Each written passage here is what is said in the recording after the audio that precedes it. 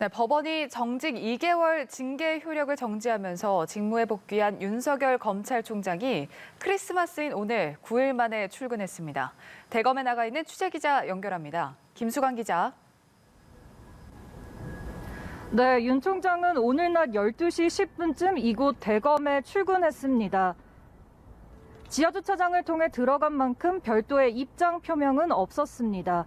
윤 총장은 점심으로 도시락을 먹고 그동안 자리를 비운 사이 밀린 업무 보고를 받을 예정입니다. 이어 내일 오후에도 출근한다는 방침인데요. 앞서 서울행정법원은 어제 오후 10시쯤 징계 효력 정지를 결정하고 나서 채 24시간도 지나지 않아 바로 업무에 복귀하는 셈입니다. 정직 2개월 징계가 확정된 지 9일 만입니다.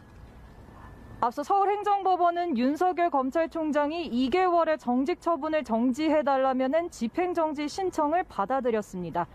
재판부는 집행정지 신청에 대해서 이례적으로 2차례에 걸쳐 신문을 연 끝에 윤 총장의 징계 효력을 정지하는 결정을 내렸습니다. 특히 본안 판결이 윤 총장의 임기가 끝나는 내년 7월까지도 내려지기 어려운 점을 고려하면 법원의 이번 결정으로 윤 총장의 징계는 사실상 무력화된 것이란 해석이 나옵니다. 윤 총장은 재판부의 결정에 대해 사법부 판단에 깊이 감사드린다며 헌법 정신과 법치주의 그리고 상식을 지키기 위해 최선을 다할 것이란 입장을 밝혔습니다. 네, 윤 총장의 직무 복귀로 주요 수사들이 더욱 탄력을 받을 거란 관측도 나오고 있죠. 네, 그렇습니다. 윤 총장의 복귀 이후 월성 원전 수사 등 이른바 살아있는 권력을 겨냥하는 주요 수사들의 가속도가 붙을 것이란 전망입니다. 앞서 지난 1일 법원의 결정으로 추미애 법무부 장관의 직무배제 효력이 정지되면서 윤 총장이 복귀했을 때에도 바로 월성 원전 수사 관련 공무원들의 구속영장 청구를 승인한 바 있습니다.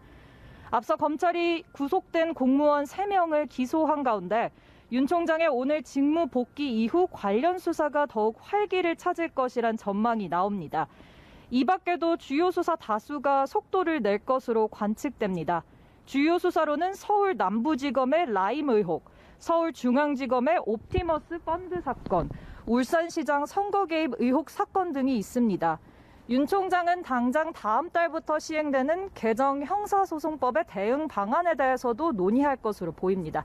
지금까지 대검찰청에서 연합뉴스TV 김수강입니다.